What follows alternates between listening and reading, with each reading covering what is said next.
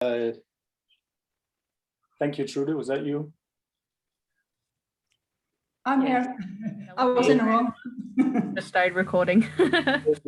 Yeah, and if anybody has anything against the recording of the session, I think you would have already been in touch with the hosts of the session, right? I haven't heard. All right, otherwise shout out. So welcome to session 9, challenging methodologies, and we're going to hear from what I can learn from the abstracts, 5 very intriguing presentations here. And we're going to hear from Alec and Trude on writing a dialogic autoethnography. We're going to hear from Lydia Boynton about blending the territories of science and art. We're going to hear from Érica about nurturing roots of performative autoethnography. And then we'll hear from Djenane on qualitative research, evocative writing, and patient-centered care. And lastly, we will be hearing from Effie Makepeace on grief, humanity, and method. And I don't know, there isn't a lot I'm going to say other than that to kick us off, other than I'll give you a heads up after 9 minutes that there'll be a minute left of presentation time, and then hopefully you'll wrap up within that 1 minute. So we have each presenter has about 10 minutes to present in. And then after that, the floor is open to general discussion and comments. And I'm already looking forward to that. So without further ado, I'm going to ask if Alec and Trude are keen to kick off with their presentation. Yep, so we're ready. Yep, excellent. So we're doing this together. So we'll be switching between UK and Norway here. Very interactual, yes. Okay. So we won't be using a PowerPoint or anything. We'll be reading our piece in a dialogue. Okay. On writing a dialogic autoethnography.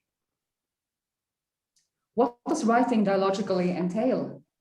Over the past 2 years or so, Alec and I have collaborated dialogically in crafting the book, An Autoethnography of Becoming a Qualitative Researcher, a dialogic view of academic development in Press for Routledge.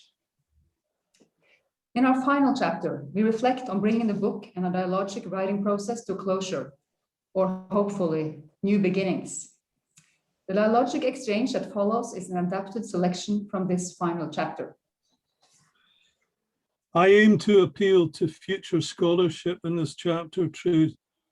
The way I'm going to do this is by taking issue with what I believe is a kind of creeping institutionalization that's infesting the discipline of autoethnography, threatening its status as a critical methodology. So in this regard, I'm certainly going to speak to new beginnings, perhaps rhetorically, perhaps prescriptively, definitely with some hope. More than being concerned about being or not being an author, I'm interested in reflecting on what this involves with its possibilities and responsibilities. Through writing, we write ourselves and the worlds we are engaged in. And thus, being an author involves the possibility to create and interpret the world and to pass this world on to others. I am by no means indifferent to the choices I make around which of my truths and the worlds to focus on and share with others, in order that they can make their own meanings from these. The author role comes with a certain rhetorical authority, the possibility to tell how something is. I think this is why I have enjoyed the dialogic format of this book so much. Writing this book has been an ongoing invitation to me not to be an author or an academic, but a becoming one. I think this aligns well with your project, Alec, of challenging the creeping institutionalization of autoethnography as a critical approach. What do I mean by creeping institutionalization? I mean the ways in which narrative or written autoethnography may be forever becoming culturally appropriated and colonized by aspects of mainstream qualitative inquiry. I see this happening around attitudes towards the role and nature of language and writing. For example, I see symptoms of creeping institutionalization, in Elizabeth Minnick's sense, in the thoughtless use of banal, cliched terms and phrases. This tendency is connected to an important theme in our book. This is in the choice between regarding language as a neutral vehicle to represent knowledge, or as a means of creating knowledge and bringing new concepts into the world. At my most cynical, I think that beyond minimal adherence to grammar and syntax conventions, language and word use is regarded by at least some autoethnographers as relatively unimportant in knowledge making. I have particular problems with the degree of uncritical acceptance of culturally conventional language in qualitative inquiry generally. In many of the autoethnographic pieces that I've read and reviewed over the years, I frequently find that this work takes popular contemporary cultural concepts and tropes for granted. For convenience, let's call this culture cliche speak. In culture cliche speak, respectable concepts. I just walked the dog and What? You've ruined my bloody act now, but I'll okay.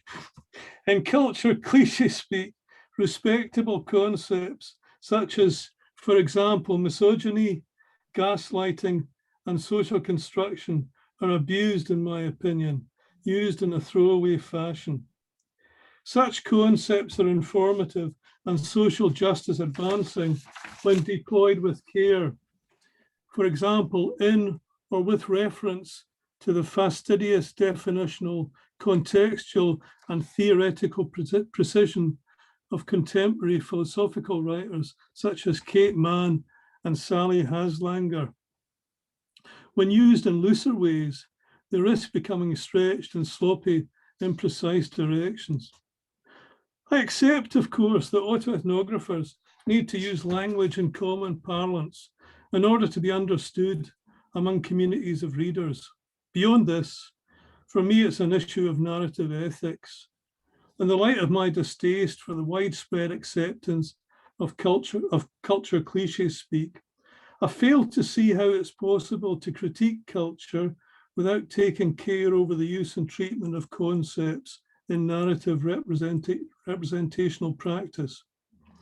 I agonize over my choice of words. I mean, I really agonize. In my view, there's an incoherence in attempting to write and critique culture in language that simply reifies the worlds purportedly under critique. So how do I challenge culture cliche speak? Because I've long tired of what I regard as the narrative laziness of off-the-peg cliched writing, I frequently try out new concepts in the form of portmanteaus and neologisms, often having a satirical edge. I'm certainly not the first writer to have done this, of course, and I'm not at all sure about how successful I'll ever be in this project in terms of the eventual critical adoption of my words, my new words.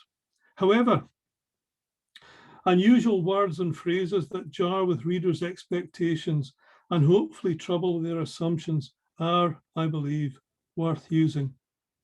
To borrow a phrase from Iris Murdoch, because I'm constantly suspicious of them, I suppose I'm often trying in my writing to get under the net of stock concepts in an effort to challenge their adequacy and appropriateness for writing the world. I hope I've evidenced this to some degree in our book. Lived experience is a case in point example of culture cliche speak. Although of course useful and respectable in many contextual uses, in my view, it's often overused and underdefined to the extent that it loses its power and salience.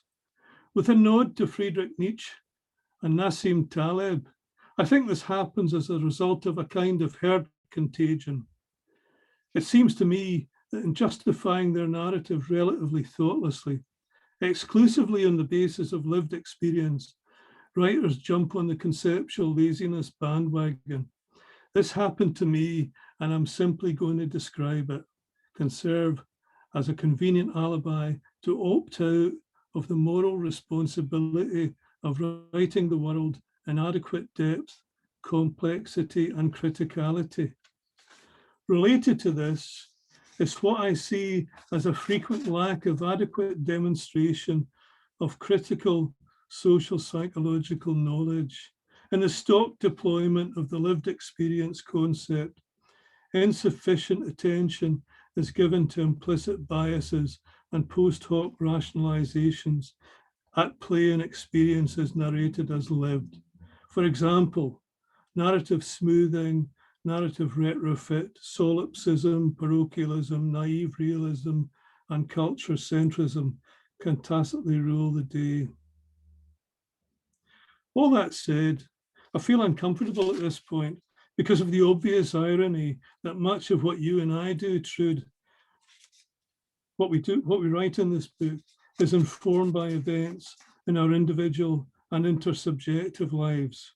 I don't see how anyone can write autoethnography without references to such life experiences, as avoiding them, if that ever were possible, would undermine the whole idea of autoethnography. So we're coming up on 1 minute now. I think the trick is in how you do it. I have read your reflections with great interest, Alec, and I think they're here well with mine on what being or becoming academic may involve. However, what you say also troubles me slightly. In taking the stance of the critical and scrutinizing academic and critiquing others for writing sloppily and with inadequate depth, there is also a risk of placing oneself in the role of the preaching academic, telling others how it ought to be done. I definitely agree with you that the lived experiences concept at times can be hollow and cover up for anything goes, so long as this is couched in personal and subjective stories. There is also the risk, however, that placing too great demands on how theoretical and complex reflections ought to be risks silencing those who are not able to do this. While having a more suspicious approach to truth, knowledge, where it comes from and which purposes it may serve, is definitely important, there is also the risk of over-scrutinizing, bleeding the stories and leaving experiences rather anemic.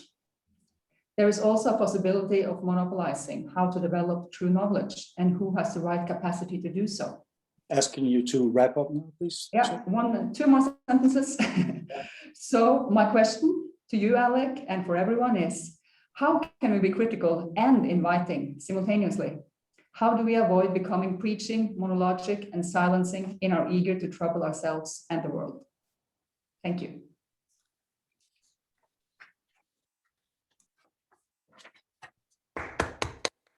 I hear the applause going around. I see the applause going around. Thanks a lot. All right. And Lydia, Boynton, would you be so kind as to take the screen? Yeah, absolutely. Thank you. I'd love to. I'm going to share screen if that's okay. Yes. Put this on. Oops. Lovely.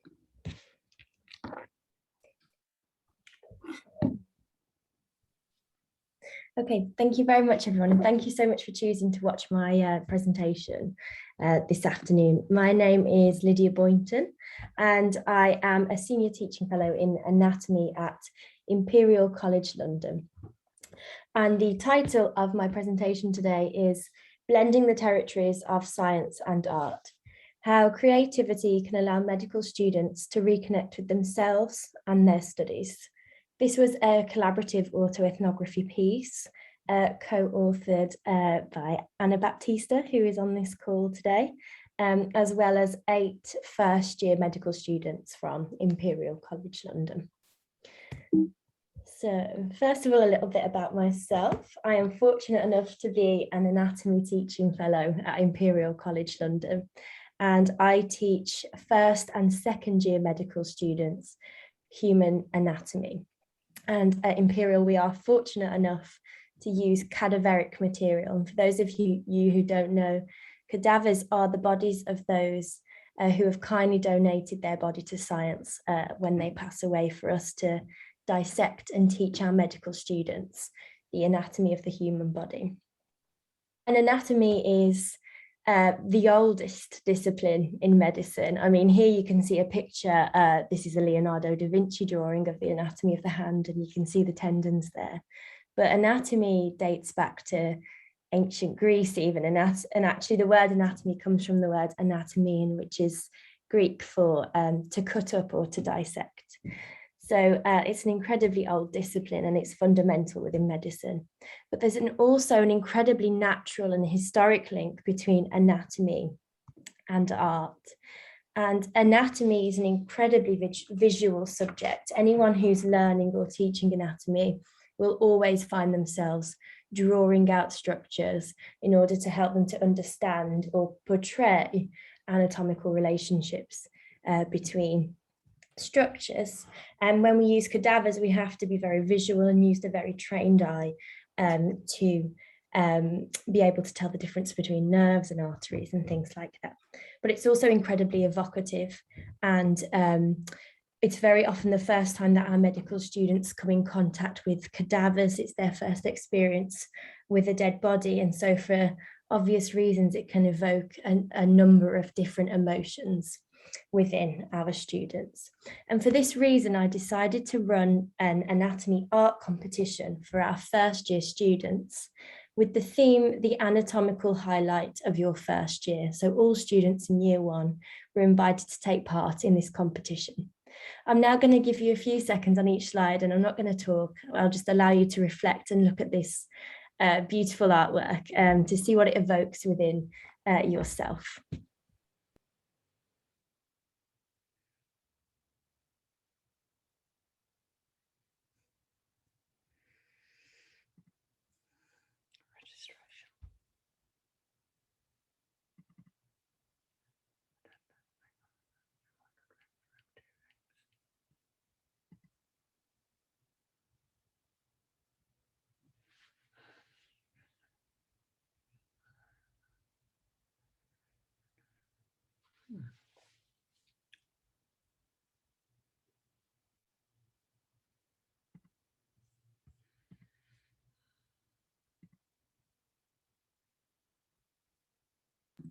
So following the art competition, myself and Anna reached out to the artists, the student artists themselves, and invited them to take part in a collaborative autoethnography project.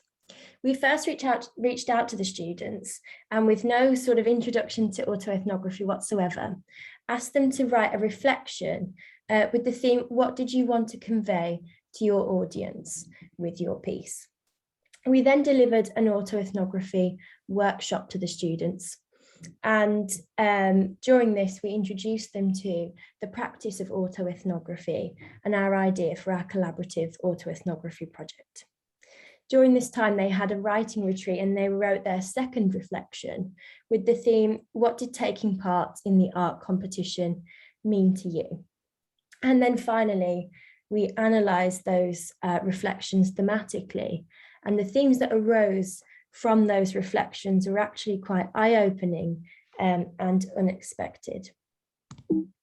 So here, if I just jump across, we can see the coding framework that emerged from the reflections written by our students. And despite that sort of natural historic link between art and anatomy, the major theme that actually arose that you can see here is this dichotomy between medicine and art. And underneath this theme, we have the causes of that dichotomy that was alluded to by the students in their reflections. And these included things such as academic pressures and applications to medical school. We also saw the impact of that dichotomy on the students who took part in the competition. And that dichotomy, that disconnect between medicine and art, had the effect of making the students feel disconnected from themselves, but also disconnected from the emotion that anatomy once evoked in them when they first started to study it. And then finally, we saw a change, and we saw the impact of the art competition on that dichotomy. And we saw that students once again sort of began to appreciate the creativity that is within medicine and art, and also that reconnection with their inner creative self. So here are some quotes from the reflections produced by the artists. And before the competition, there was a serious disconnect. The fast-paced, notoriously competitive nature of medicine meant that students felt disconnected from art.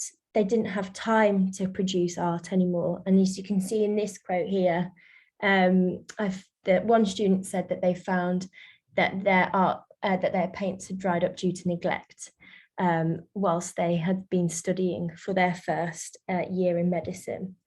They'd lost their passion for anatomy as well. They were treating it like a tick box or a bolt-on to medicine that was something that they had to just get through for the sake of passing their exams. But then following the art competition, we can see that the process of creating the art was almost therapeutic or cathartic to the students. And it actually allowed them to look back on their first year at medical school through a different lens. So rather than getting to the end of their summer exams and leaving their first year full of adrenaline and anxiety as a result of those exams, it provided them with a chance to look back on their studies through a more sort of with a fondness and appreciation for the things that they had done, and also reminding them of the relationships that they'd formed as a result of studying anatomy. So the lessons that we learned as a result of this sort of unexpected theme was that our students receive the same medical curriculum. It's really important that medical students are taught particular things, and these are laid out by the General Medical Council because this assures quality of doctors in the future, but they receive the same learning events and the same assessments. But we know that our students are unique individuals with different creative needs in order to sort of ensure their sense of identity and ensure that they don't lose that as they're studying for their medical degree.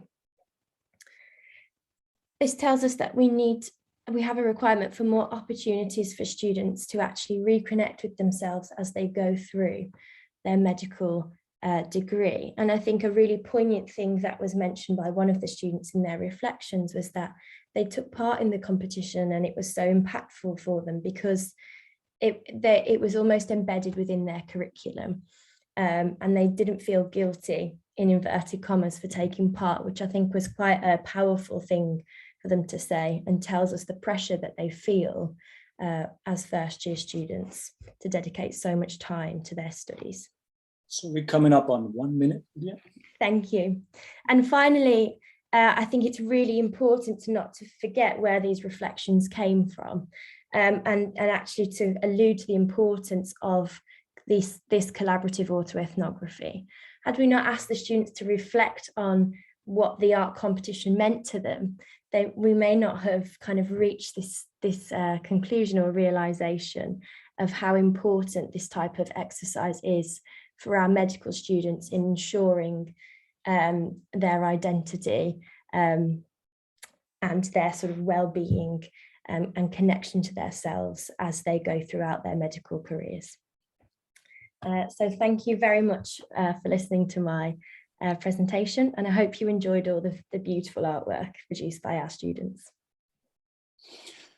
Thank you, Lydia. I see the applause going around the room. I certainly enjoyed the artwork a lot. There was one that was quite haunting with the skeleton and the hands, and it was almost like a painting of Edvard Munch, the scream. That was very evocative. Érica, Soares, Assis, are you ready to take the floor? Screen? Yes, I'm ready. Hello, everyone. Well, I'm going to share a few parts of our work here in Brazil. Brazilian universities have recently started to receive indigenous students. And as the indigenous people are responsible for the preservation of Amazon rainforest, we are happy to bring this topic to an international conference, as we understand that this topic is relevant for the whole world. So let's go to the presentation. I will share my screen with you.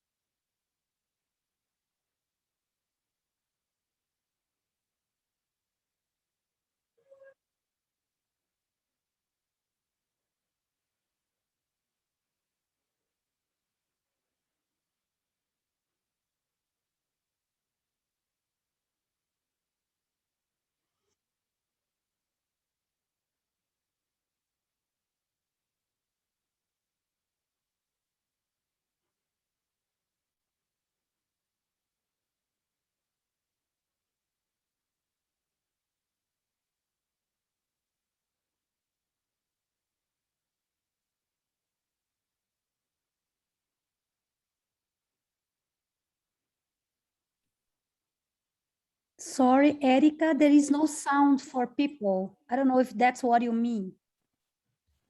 Oh, no. You're not hearing anything? I was about to write you in the chat directly. Yeah, is it? For me, it's working normal. You're not hearing anything on the video about the video? Well, we're seeing the movie fine. No, I will share again. Sorry, guys.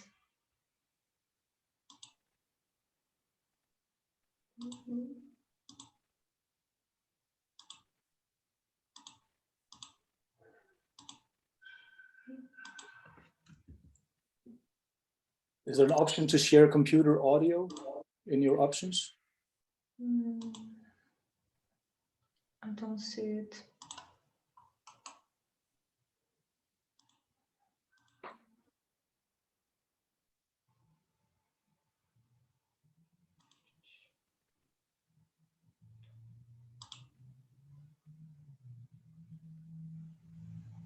Screen. Let's see if it will work. What about now? Were you hearing? Oh, we hear you, but we don't hear the presentation. No. I think Is it's it running? some pause. Is it running? Yeah, it should be. I'm sorry, I'll try to open it in another. I mean, what you browser. could try is in your microphone, change microphone to same as system. I don't know if that will work, but it's a try.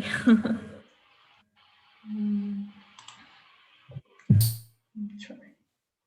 There's another option. I can give you the link on YouTube. I put it on It may YouTube play now. through YouTube if you want to play it through your system and see if it just plays on YouTube. Okay, I'll try.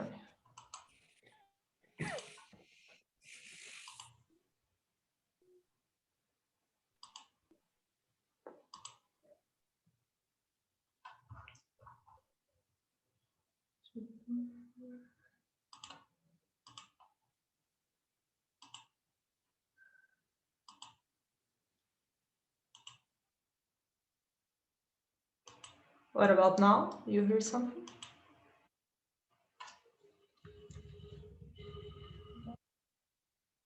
Yes?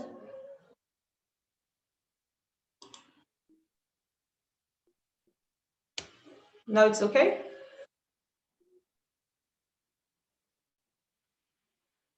Not really. I'm not hearing it. I'm not sure I can hear it either. Really? Whoa, guys. What a big problem.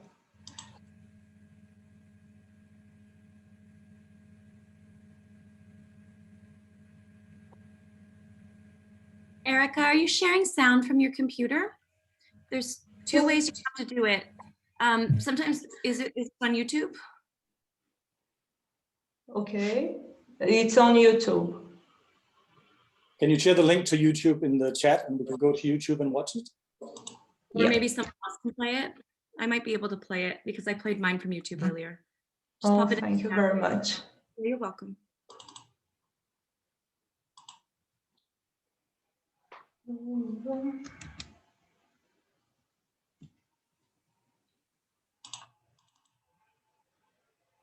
Not seen everyone who just offered to show it through their profile.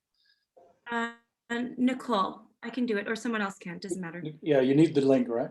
I need the link first. Érica, can you put the link in the chat box on Zoom? Yeah, I'm trying to come back and see the chat messages here.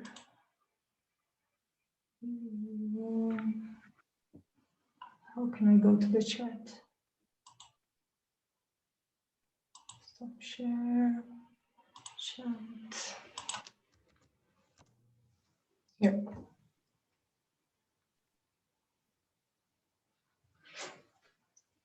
And Nicole, would you be so kind as to access that and see if you can share?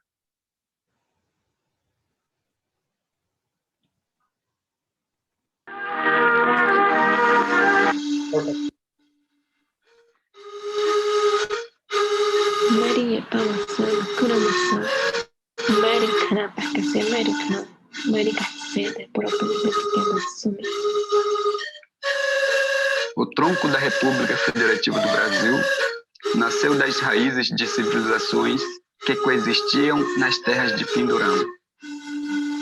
Nas profundezas de nossa história, essas raízes se mantêm enterradas. Enquanto belas folhas de um dito progresso balançam aos ventos e chuvas. Perante tamanha beleza do gigante pau-brasil, esquece-se suas raízes, sangram a seiva e deixa de nutrir toda a nação.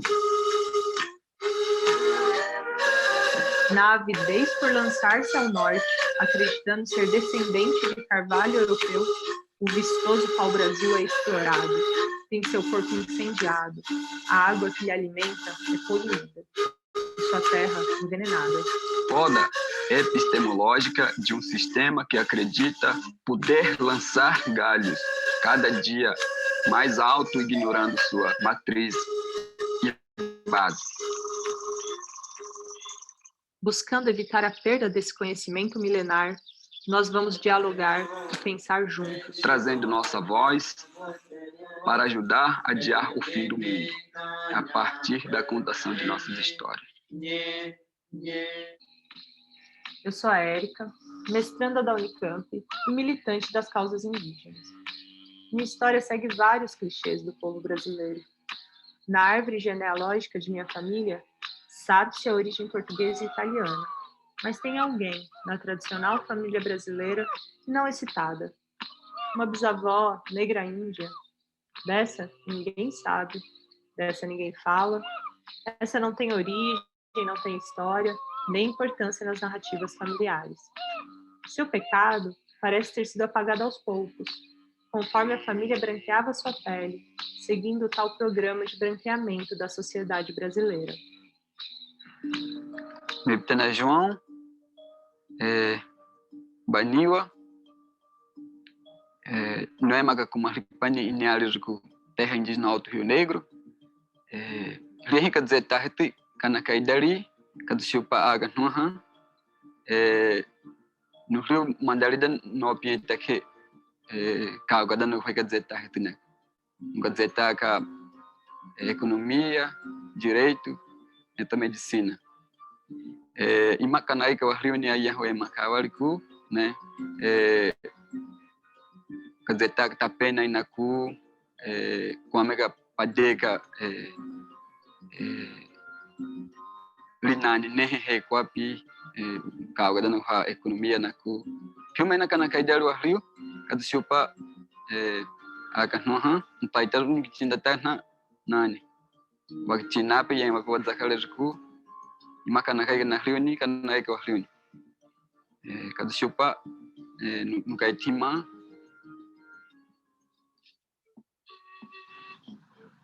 E o Amazônico não. Sanga da cachoeira pode e eu né cachorro e essa que da ser normalmente e a prática de sobre o e acaba no bom e acaba esse sonho mas toda a minha e 12 anos colocarei no deve participar copas que eu tinha essa economia da guerra e basta medicina de vecino e acaba de tomar caminho e acaba de comprar essa que deve tomar foi também câmera aprendi a língua tucana e português ensinado pelo meu pai. Meu pai me contava que quando chegar às igrejas, na nossa região, fomos proibidos de falar nossa língua. Deveríamos falar somente português. Senão eles pensariam que estavam falando mal dele ou até algo demoníaco. No dia que o Bolsonaro se elegeu, eu tive um sonho, que tudo tinha queimado. Meu avô me contou se não tivesse água limpa e se não tivesse terra, a gente morreria.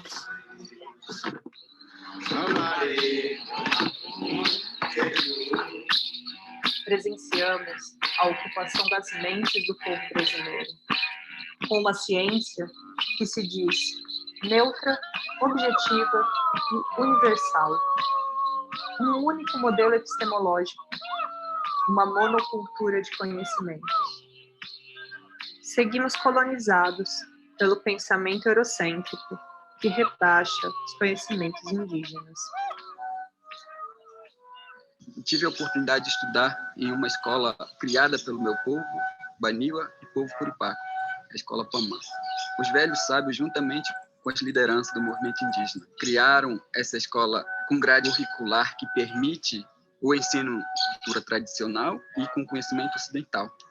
Se não tivesse essa escola, eu e outros parentes não estariam nas universidades, não estariam se formando em medicina, odontologia e que ainda estão para se formar.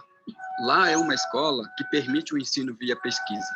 Esse é o bom exemplo da nossa resistência em relação ao projeto de tutela governamental que não dá autonomia aos povos originários.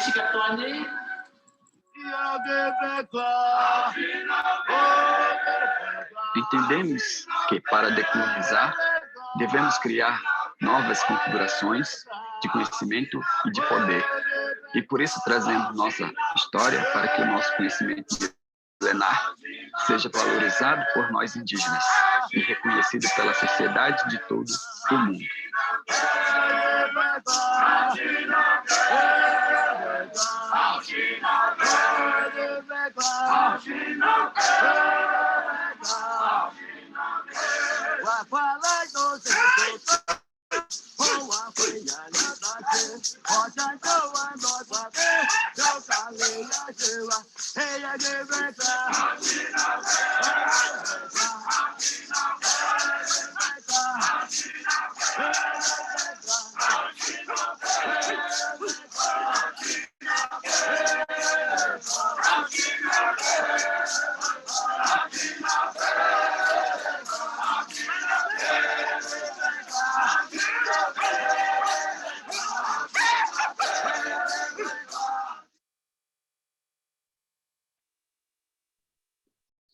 Thank you.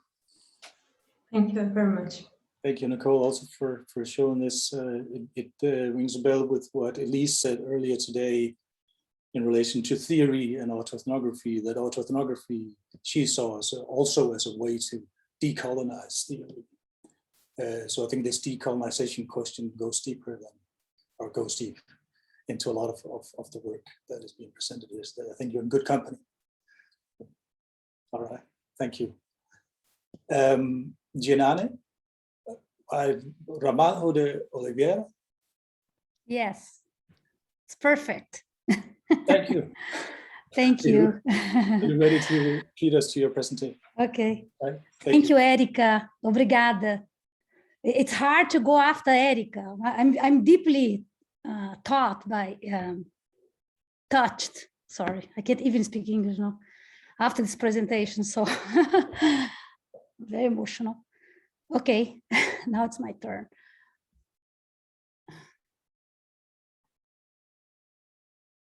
Oh my God, now I can't find my presentation. I'm sorry. What am I doing? It's all good. We all. No. I'm just going to read. Okay, no. Oh my goodness, I can't find it. Okay, I found it. Sorry. Yeah. Got nervous. Okay, so the title of my presentation is Qualitative Research, Evocative Writing and Patient-Centered Care, Reinventing Pharmacists' Ways of Being in the World. After teaching and researching for almost 2 decades, I discovered I am a writer, and I should see myself as a writer. Art Bochner is to be blamed. And I also discovered that writing can be a creative, fun, and rewarding process, even in academia. Amazing. All of this was happening at the same time I encountered a new methodology, one that humanizes the researcher, as it suggests that his or her experiences might provide access to overlooked voices and unique knowledge. Autoethnography, nice to meet you. I am a pharmacist, a social clinical pharmacist, an unusual professor that has been trying to change the profession of pharmacy in what is done in the College of Pharmacy since my first year at a pharmacy school. There is nothing special about me, believe me. I just found very intriguing and annoying the fact that the patient or the human being was not present in the curriculum. It was all about medications, how they are designed, how they are produced, distributed, and controlled. But they are produced to be utilized by human beings who are sick, vulnerable, and in need of them to feel good, right? Medications are powerful therapeutical tools that work. Yes, they do work. And they are better and cheaper than other options, such as surgeries, for example.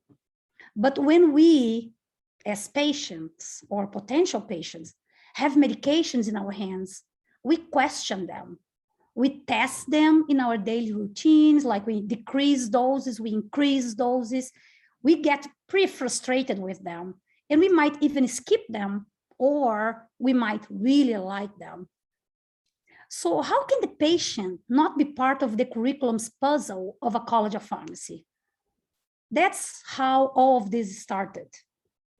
I wanted to understand the patient in relation to his medications. What is it like to take medications every day? How patients make decisions about their medications? What should we do to guarantee patients get the benefits they expect and need from their meds? And what does the pharmacist have to do with all this? Apparently, nothing for most people at the college at that time.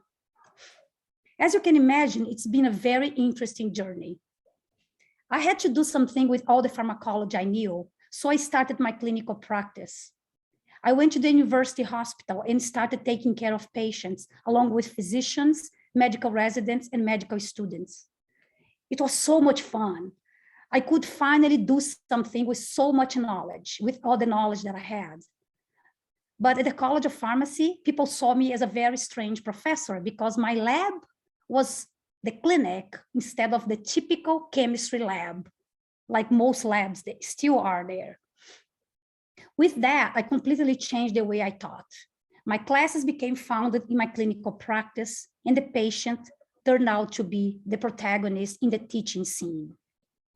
I was a pretty good clinician. I mean, I was technically competent, but not very attuned to the person behind the medication. That's when I found qualitative research. Advised by both a pharmacist and a medical anthropologist doing my PhD, I got trained in the theory and the skills associated with qualitative methods. That had a huge impact in how I practice patient care and how I prepare clinical pharmacists. I taught pharmacists a new clinical practice along with new epistemologies and paradigms that were invitational to become a very different type of practitioner. I witnessed a major change in the group of pharmacists being trained this way. Qualitative research turned me into a much better pharmacist, stresses one. Another one reflects with me. For me, pharmaceutical care and qualitative research are a magical combination that must go hand to hand. What I mean by that? I guess the person I attempt to be as a qualitative researcher is much closer to a patient-centered provider. For instance, my effort to be present and open to the other, to listen carefully, to try to get into another person's world. Thus, through my teaching to prepare both practitioners and researchers at the same time, I believe we are creating a space that nurtures genuine curiosity, reflexivity, critical thinking, and openness that are foundational for a new kind of patient care provider. Over the years, I learned that the best way to learn about something well is to teach it. With that in mind, I decided to teach a class on creative and evocative writing for clinicians, pharmacists, and physicians who are also pursuing qualitative research. The goal was to practice writing and to learn strategies to become better writers in a collaborative manner. The process of writing and being vulnerable through the sharing of our writing fostered a culture of spontaneity, creativity, and discovery that pushed us to reimagine ourselves as writer, researcher, writer, and clinician writer. We got to know each other as human beings, and that has been very liberating. The masks we wear in academia started falling. Students witnessed my frustration about what was valued and not valued in pharmacy school. They also learned about my depression after the death of my younger brother. I learned about the student's experience with an alcoholic parent. I saw a homosexual student's struggle to be accepted by his father. There were so many amazing stories. My students became so much more interesting to me, and we became interested in each other. One of the greatest effects of the class was the attitude change towards writing. In the students' own words, before the class, writing meant suffering, pain, fear, being evaluated, not feeling good enough, feeling detached, impersonal, a need to be objective and to follow the rules. In the end of the semester, writing started to be experienced as therapeutic, a skill that can be trained, a way to be free, to feel listened to be seen, to feel accepted, to have fun, a path to forgiveness, courage, cure, and happiness. Since that first semester 3 years ago, many of us are still meeting twice a month as a community of practice of healthcare providers and qualitative researchers that want to write our ways to more fulfilling experience at the university, both as teachers and students. Our collaborative team wishes to do meaningful work and to represent that in a way that are more accessible to others. We're also writing to unravel new ways of being a patient care provider, one that is the kind of practitioner we want to encounter when we are sick or in need of a medication. This has been a very rewarding and transformational journey for me as I experience my praxis like small revolutions that have the potential to transgress the way we prepare healthcare providers and ultimately the healthcare system. Thank you.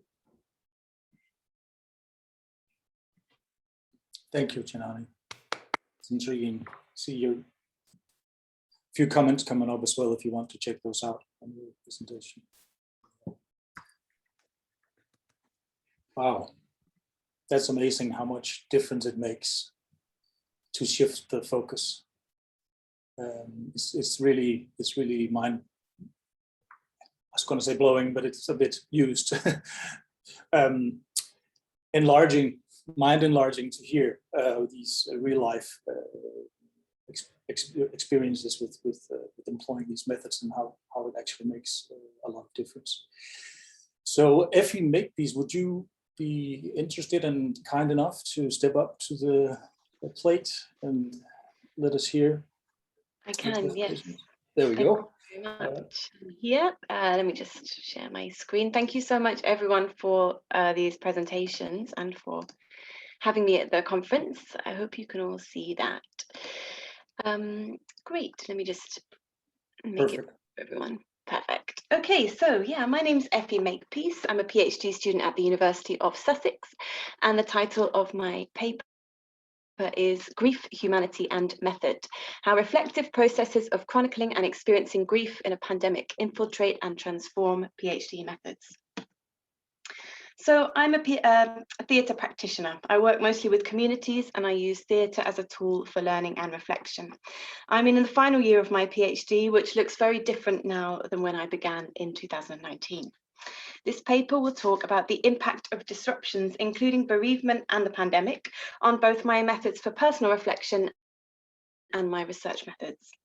The PhD is a cross-disciplinary study in Malawi and the UK, undertaken with a group of Malawian co-researchers using theatre workshops to conceptualise and embody power with different groups of women. In February 2020, after completing the initial fieldwork in Malawi to design the workshops, I received the news that my partner had been killed. In the immediate aftermath of this, coronavirus exploded and the UK went into lockdown. For several months, as you can imagine, I was unable to do much beyond getting through each day.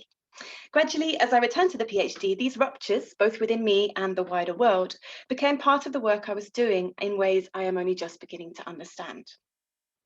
My PhD draws on traditions of theatre as research, action research, and decolonial queer methods, combining to form a queer eclectic methodology, including theatre workshops, participant observation, and autoethnography.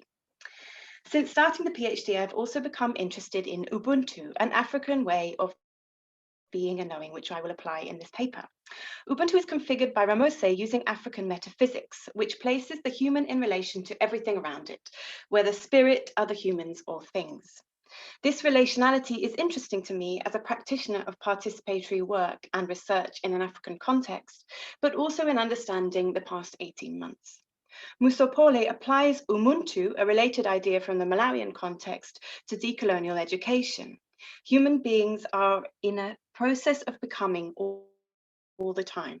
Human actuality and potentiality are wrapped up in one reality of being while in the process of becoming human. This is not a paradox, but rather a reality of being through relational thought. This idea of being and becoming whilst and through one's relation to others helps understand what I will describe in this paper.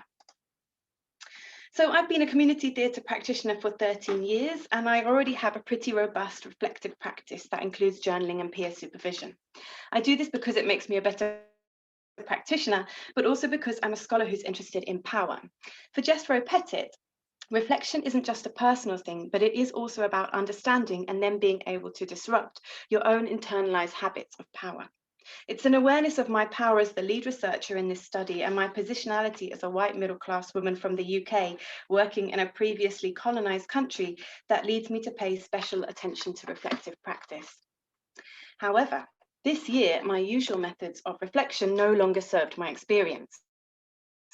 I found that my writing had become chaotic, emerging from strong emotions, and much more creative, often coming out in poems. Gilly Boynton explains that traumatic life events such as bereavement disrupt our understanding of our own lives and our life stories. Boynton advocates creative writing as a way to understand and claim these new life realities, and I certainly felt that writing in this way, in this more creative way, was the only option available to me at that time. As my relationship with words changed, so did my relationship to other forms of creative expression. I started doing a lot of watercolor painting, something I'd never done expressively before. The multitude and magnitude of what I was feeling in deep grief and isolation felt impossible to convey in words. I don't want to dwell too much on these images, but I wanted to give you a sense of the kind of creative, reflective work I was doing to process my own grief, and before I sort of show you how this came up in my research. As you can see from my pictures, I felt completely disembodied. No self-portrait had arms, legs, a head. I saw these images in my paintings paintings again and again, and they helped me understand the physical symptoms of grief that I was experiencing, such as constriction, hypervigilance, inability to relax. Through painting, I was learning about my own experience. 7 months after my partner died, my UK fieldwork with Cardboard Citizens was due to start, revised from in-person drama workshops to Zoom sessions. I found this whole idea completely overwhelming. I was used to being a practitioner working in the same space with a group, occupying not just physical space, but a playful, creative and expressive body, encouraging my participants to do the same. We've seen from the images I just showed you how far I was from that reality. With so much having shifted in my research landscape, I faced a new set of ethical questions. What can I and these workshops possibly offer my participants who were homeless and vulnerable women? And what could I offer them when I felt so inept myself? In preparation for running these workshops, I invited a group of friends to take part in some trial sessions. I wouldn't be leading, but just a group of friends messing about and trying things out on Zoom. This painting is what I did just before that session, so you can imagine how I was feeling. But the experience itself was transformative. Afterwards, I journaled. I feel funny, I feel kind of tingly, and I suppose that is adrenaline and anxiety, but it's also a kind of lovely feeling.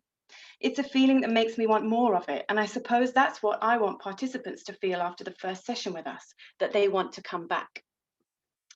I had attended this workshop in much the same way as perhaps some of my participants might be attending, isolated, depressed, facing various challenges. And from this perspective, I found my own process of finding a sense of connection, fun, and meaning in the group, in the Zoom workshop. I experienced the value they could hold for myself. Engaging with the practice not as a researcher or a facilitator, but as a human in the midst of my own desolation, brought me to an understanding of what participants may need and value. Even in this disembodied format, participating with my disembodied self, connection is still possible. I didn't need to deliver or attend workshops as a fully formed, fully healed, fully together facilitator, but I did attend as a human being aware of and within my own process of becoming. Ethical considerations of reciprocal exchange and Ubuntu ideas of making sense of oneself in relation to others applied as much to me as to my participants. The workshops with Cardboard Citizens were really successful and contained creative elements that could only have come from my own experiences. For example, before the trial workshop, and I've done this today as well, I assembled around my laptop little objects that reminded me of my partner to give me strength to get through it. So before the Cardboard Citizens workshops, I put together a small package of gifts for each person to receive so they could assemble them around their laptop before the workshops. I also continued to be interested in visual images and invited illustrator Jasmine Thompson, whose work is shown here, to join us for the workshops, sharing the drawings with participants. The group were also interested in exploring creative writing, and our final session together was a kind of open mic where we shared poetry about power. In conclusion, I've learned about the gravity of these kinds of experiences, and I'm aware that I'm not alone in having a difficult and traumatic 18 months. And how deeply they can affect us.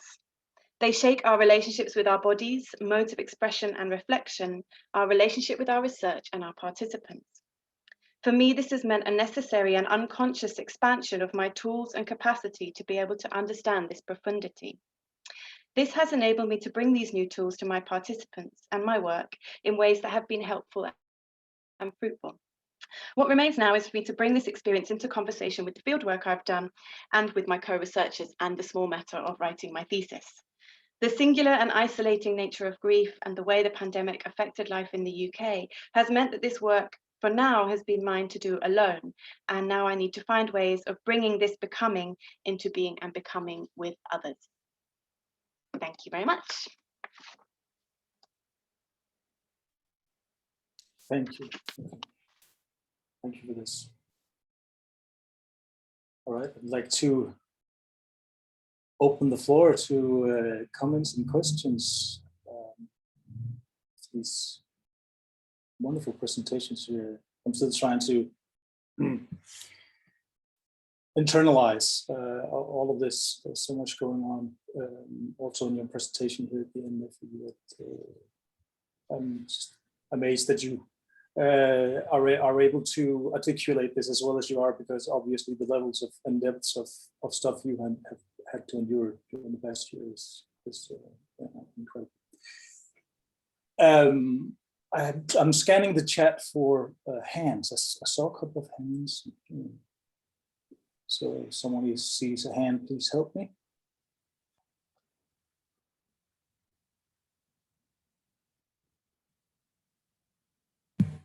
I believe Trina has a question. I have a Sorry? hand. Gina. I have a hand, Martin. You have a hand. Okay. I have a hand. You have a hand. Oh, I'm good. You have. Oh, God, you have two hands. I've got 3 hands now. All right, Katrina. Djenane, my question really is for you, because I think we all feel we are in institutions that are quite resistant. They say we want innovation, but actually it's in certain things. It's not innovation of human development. It's how to use digital things rather than what are we changing about the human being. That for me would be really innovative. So how are you taking that on board to bring this to take place in Brazil? Yeah, that's so true. You know, in pharmacy, innovation is a new drug, right? I lost you there. You begin again. You lost me, what I Yeah, said? right. Okay, now I said that in pharmacy, innovation usually is a new drug, Yes. a new medication, right? Exactly. Yeah. You know, Liz keynote today, you know, she talked about small worlds, like she always something about functioning in a small world and changing, you know, a small world. And I think that's how we've been doing, just starting very small. You know, I started changing, and I needed, you know, a community to go through that with me, and I've been doing that with my students, who are, a lot of them are here today. So, you know, they have been my company, and there is not, I think there is now, I know, you know, after teaching for almost 26 years, it will be in September, that nothing is more powerful than students, right? Yeah. I mean, they are the future. They are our hope, which, you know, in my case, for example, I see my people that were my students now, you know, doing their work every day. They have their practices, and they are change their small world. And I think that I can't see change differently than that. I think it's very small. I always say it's an ant work, you know, small ants that are, you know, doing that. And I think, you know, when you look back, you know, over the years, we feel like, wow, a lot was done. You know, now we have a lot of people who are prepared differently as, you know, qualitative researchers and as practitioners, and these people are changing the world, their own world. And then we have, you know, the community is getting bigger and bigger. I think, you know, and I say that, when I say that, I remember many students and many people that ask me, because people think that we need to do something major to save the world. And, you know, we have, and I don't think change happens like that. Change happens in a small world, right? Oh, nice. That's how I see it. Thank you. Yeah, you're welcome. Thank you for the question. I'm scanning again for hands here. There seems to be a theme of connection and disconnection for sure going on here, and remedying this sort of alienation that seems to be happening across the board in many ways, from the institutionalization of a wild, unruly way of working, as some would think that autoethnography was, to a decolonization. And I was wondering, is there a connection? Is it Érica, when you hear about the decolonization word, the decolonizing being used in the context here in the West, in different contexts, how do you and also Djenane, others who may be sitting in the global south or are thinking about decolonizing in another word, possibly. Is it a word that's being hijacked? I'm thinking to tie this to Alec's point that there's about language, or is it?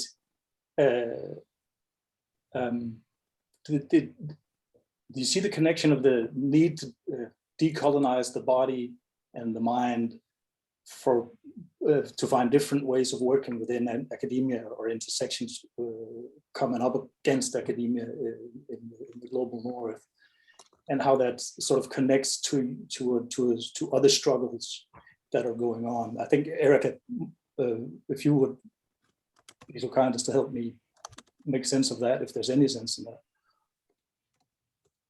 Let me see if I understood you, Martin.